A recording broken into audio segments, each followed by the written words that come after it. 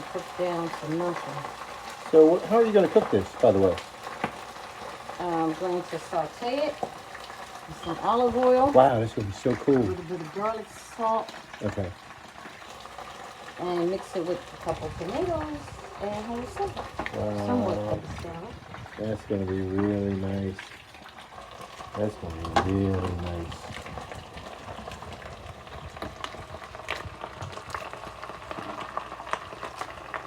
Wow.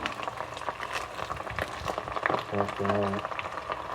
I'm just tearing the spinach apart so we don't have big pieces. Right. Bite size. Oh, look at that. Bite size chunks. Yeah, that's going to be really nice. So you can eat it.